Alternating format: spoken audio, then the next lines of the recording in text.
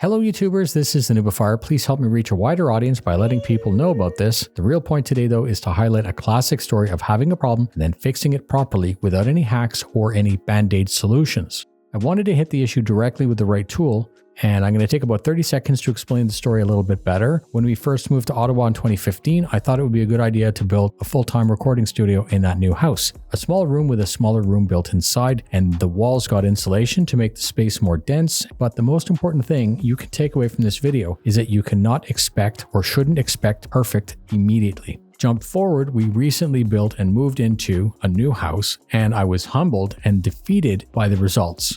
In that new house, we planned a new studio room, and I incorrectly figured that a little bit of insulation in the wall and some felt pads on the wall, and I would get the same results. But what I forgot is that even the old room had about 4 separate stages.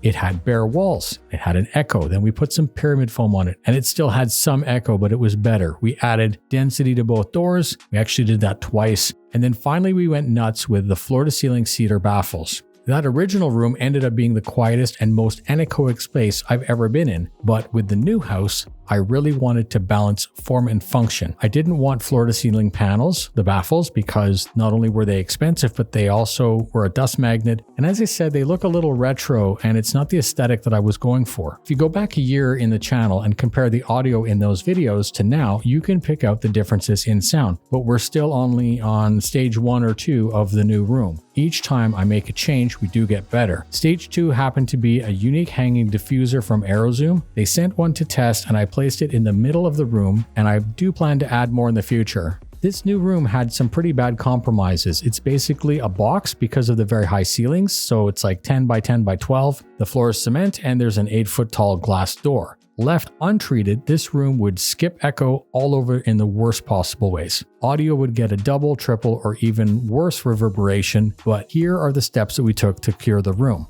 2 of the 4 walls are outside facing and insulated naturally, and the 2 inner walls were filled with rock wool, which is a type of dense insulation. This is meant to thicken up the walls and isolate the room better. The glass door has a solid wood frame, and the lower part of the door has a rubber seal and hugs the floor. So like this, the room would still be an echo chamber. So starting from a midpoint, hexagon tiles were added. These are peel and stick, and it's actually really fun to do this. As a rule of thumb, you need 5 different colors if you never want one color to touch itself. So I ordered 2 types of gray, 2 types of blue, and an orange. The color palette has no meaning, but I wanted to keep it very simple and keep it very bright and light. I wanted a nice place to work from. Day after day, as more of this wall got covered, the resulting audio did improve, but it was still pretty rough, and I had the floor and the ceiling to tackle. The floor is quite simple. A carpet will totally sort that out, but because it's a heated cement floor, we need to wait for the winter to see if covering that entire surface is actually a good idea. And of course, the ceiling is actually where Arrowzoom comes in. I could have stuck a bunch of the hex tiles to the ceiling. I don't actually think that would look very good. The next best logical step is to suspend something to break it up. I decided upon a light gray. The product is shipped disassembled with clear instructions and 4 cable hangers.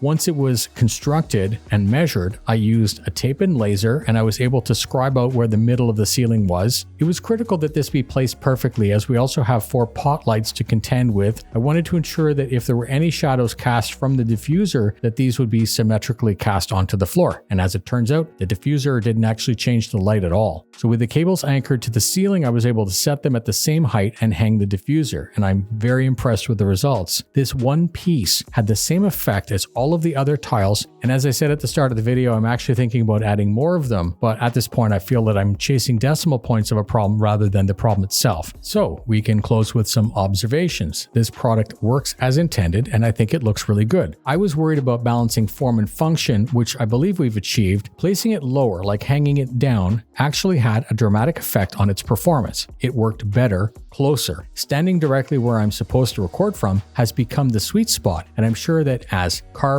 and more ceiling diffusers are added in the future, I will actually come very close to the performance of the original studio. Same results, different look. So if you have a studio, this is great, but also if you have a nursery for a newborn, if you play in a band, if you live in a noisy part of town, all of these are very well suited for noise control. You should totally comment in the comments with your comments, ask me questions. I would love to help you get a solution. My new studio defeated me and I was at a loss on how to proceed. This specific product was exactly what I was looking for. Thank you very much for spending your time with me. I specifically appreciate if you made it to the end of this one because it really has nothing to do with Star Citizen. Fly safe and I'll see you in the verse.